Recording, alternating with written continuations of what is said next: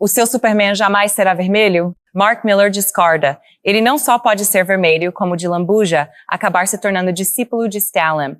Estranho? Nem tanto.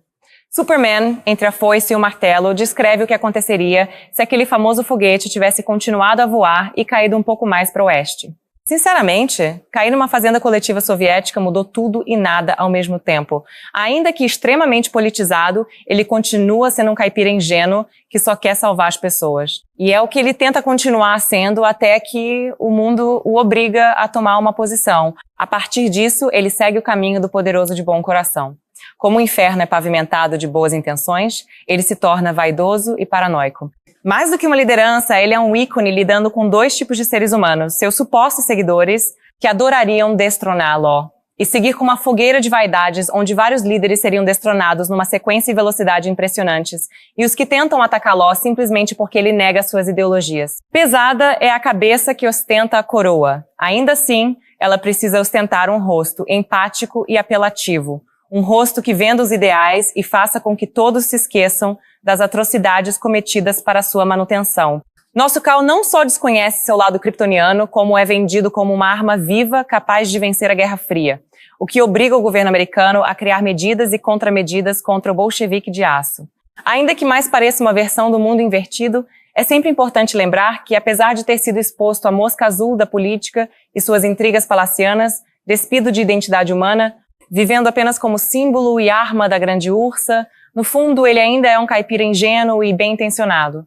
E essa é a parte curiosa, porque se ele é o vilão, o defensor da torta de maçã, das cerquinhas brancas e da lei Magnitsky, é um cientista cínico, egocêntrico e ególatra, cuja falta de empatia dificilmente o tornaria o poster boy de qualquer ideologia. Lex Luthor dificilmente seria um herói. Mas era a encarnação da América dos anos 1950, um país paranoico disposto a tudo para caçar a suposta praga que estava enfraquecendo seus ideais e questionando seu status quo. Uma América onde homens de preto invisíveis faziam o necessário e os fins justificavam os meios. Ainda sobre Luthor, vemos uma das poucas versões simpáticas do personagem.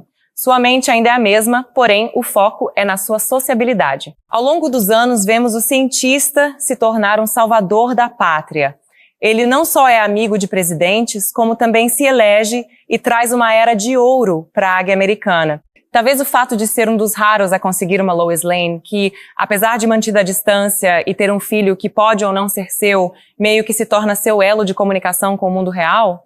Apesar de ainda ser movido por pura vaidade e ego, é possível perceber que sua caracterização possui tons mais amenos. Diferente do Super, que vive o bastante para se tornar um vilão, Luthor acaba se tornando o tipo de herói que este mundo precisa, e é inegável que, apesar do título, essa história acaba sendo sobre a forma como ele moldou o mundo, a sua imagem e semelhança. Já que falamos sobre a Lois, é interessante ver como a série inclui personagens famosos do universo DC, ainda que façam meras aparições. Vemos praticamente todos os Lanternas Verdes da Terra, Oliver Queen, Jimmy Olsen e Ray Palmer e outros, mas o foco acaba sendo na famosa trindade DC. Se temos um Superman, por que não inserir um Batman e uma Mulher Maravilha? Como a ideia aqui é adaptar respeitando os originais, vemos como suas vidas sendo afetadas pelo Politburo. Diferente do Batman, cujos pais foram mortos pelo regime, a princesa Diana é atraída pelo glamour das festas e da existência de um macho alfa capaz de sobrepujar lá, um feito inédito para uma amazona. Apesar de nunca deixar claro, seu desejo é ser a mulher deste Deus encarnado, o único realmente capaz de protegê-la e ampará-la. Sua opção pelo subtexto e um jogo de sedução implícito passou longe da percepção do caipira que a via como uma amiguinha de brincadeiras. Além de ter sido colocada na friend zone, ela foi desempoderada após a luta com o Batman. E bem, todos sabem o que esperar de mulheres rejeitadas, né? Ainda mais daquelas que se sentem prejudicadas pelo ex. Elas odeiam na mesma intensidade que amaram e miram todas as suas armas num único alvo. Deus tenha piedade do alvo de uma mulher vingativa. Voltando ao morcego. Este é um herói da classe proletária, não um burguês entediado que espanca doentes mentais em busca de alguma pertinência. Ele é capaz de sacrificar tudo em prol de sua guerrilha contra o sistema, inclusive ele mesmo. E tem seguidores, outros loucos que veem nele a solução para o problema. No momento em que você coloca o Batman como uma espécie de grito da minoria silenciosa, o personagem ganha ainda mais força. O problema é entender se o real interesse político por trás da manutenção do desafeto do rei seria destruir ou reforçar sua atuação. Atritos precisam ser resolvidos e dão alguma função para os heróis. Falando em atritos e heróis, é curioso ver que essa definitivamente é uma história de super-heróis. Não importa o contexto político ou os supostos perigos acarretados pela existência do super-stalinista, a solução continua sendo criar vilões pontuais para que ele os enfrente e vença. Nada de bombas nucleares, drones, ar ou água envenenados, LAARP, algum teste da FEMA. Não, precisamos lembrar que apesar dos tons de cinza, ainda estamos falando de uma fantasia infantil e precisamos de hominhos se pegando. Como dizem por aí, não é sexo. É jiu-jitsu. Os hominhos ainda precisam se agarrar de formas constrangedoras, porém puras. É parte do subtexto. Não é o mundo real. Só é enrustido bastante para Peppa Pig dizer que é muito adulto. E para não dizer que não falei das flores. Este universo também tem seus Brainiac, Bizarro e Lana Lang. Estes, sim, encarnam críticas sociais interessantes. A Lana Lang, por exemplo. O super encontro sua amiguinha de infância numa fila do sopão descobriu sobre seus problemas com a viuvez e etc. Apiedado, o rapaz encontra uma vaguinha para ela no seu cabide de empregos. Seu grande mérito? Ter conhecido Clark Jr. quando ele ainda era um pônei. Foi a primeira a brincar de cavalinho com o garanhão? Tá empregada. Nepotismo? Também praticamos aqui. Já o bizarro, bem. O conceito de Superman reverso nunca fez tanto sentido. Se o papo é Make America Great Again, ter um super redneck descerebrado e deformado capaz de obedecer a ordens e salvar nossos rapazes é o que há. Quer um pouco de subtexto?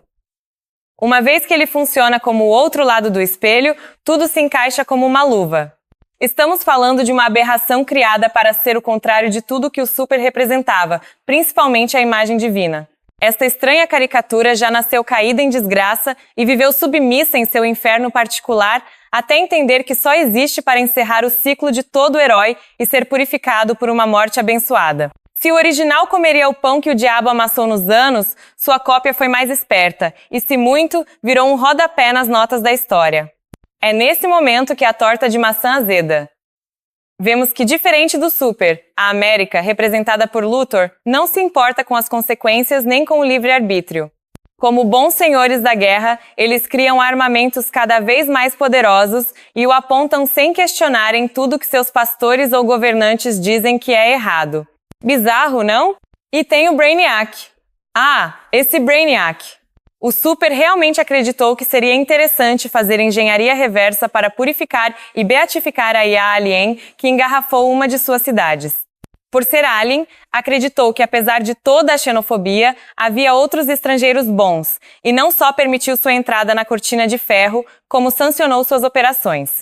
Sua IA foi usada para lobotomizar seus desafetos e devolvê-los sem maldade para a sociedade, o que só aumentou a penetração do robô. Diferente de seus predecessores, Cal, que não queria matar, mas ressocializar os desviados, estava cego para o que estava bem na sua frente. A ameaça estrangeira não só era real, como atuou pelas suas costas todo o tempo. No fim das contas, ele se deixou ser manipulado pelo fantasma na máquina que gerou mais mal do que bem. O que aprendemos hoje, crianças? Um desertus bom é um desertor morto e não devemos confiar em estrangeiros. A maior das lições? Nunca seja ingênuo se achando intocável ou melhor, tem sempre alguém mais esperto que você. Para a felicidade geral da nação, o diabo está nos detalhes, apenas nos detalhes.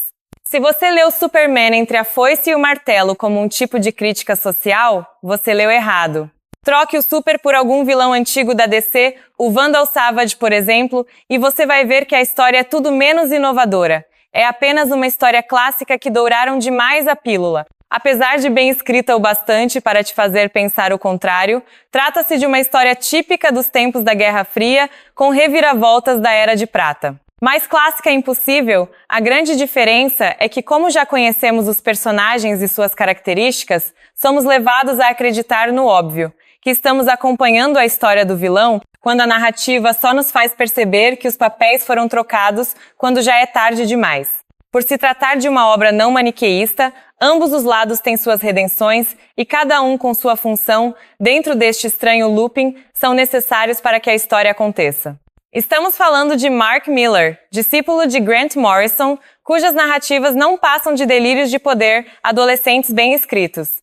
Ele trabalha subtextos, sabe como te despistar, apesar de ter deixado claro desde o primeiro momento sobre o que era a tal história. Ele sabe muito bem como devolver os personagens ao ponto certo, como se nenhuma das suas viagens tivesse acontecido. As artes de Dave Johnson, Andrew Robinson, Walden Wong e Killian Plunkett ajudam na prestidigitação. Sua arte underground mais clássica dá esse tom de diferença, de que tudo pode acontecer. Eles sempre foram ligados a histórias mais adultas, bem diferente das do personagem, que apesar de todas as mudanças, sempre precisam retornar os personagens ao status quo mais simples e ingênuo. Superman entre a foice e o martelo meio que faz isso também, mas a diversão está na jornada, não no presunçoso final do trajeto. Vale a pena dar uma conferida e não é difícil achar por aqui. E tem até animação para os preguiçosos que não gostam de ler.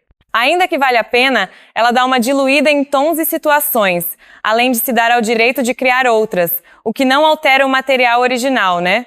Divirtam-se! Bem, por hoje é só. Até a próxima, se não for antes.